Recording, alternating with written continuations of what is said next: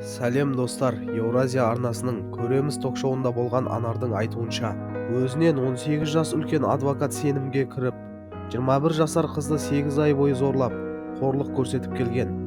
Алматы облысының тұрғыны Анар 18 жасында тұрмысқа шыққан. Балалы болған келіншек дәм-тұзы жараспай күйеуімен ажырасқан. Кейін одан заңды түрде алимент өндіріп алмақ болады.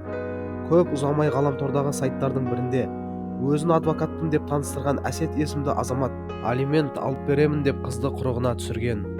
Қорғаушы өзін әртүрлі есіммен таныстырған. Отбасылы емеспін, басым бос деп алдаған. Басында сен сияқты қыздарға көмектесіп жүрмін, алимент алып беремін, тіпті тегін жасаймын деді. Кейін сен ұнайсың деп сезімін білдірді.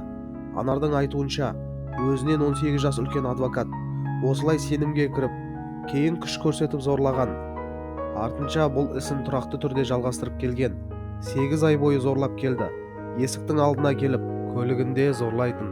Одан кейін бір түнде 4 еркекпен жыныстық қатынасқа түсіп, видеосын жібер деді. Айтқанын істемеген соң, 2 досымен жыныстық қатынасқа түсуім керегін айтты. Оны да видеоға түсіріп жібер дейді.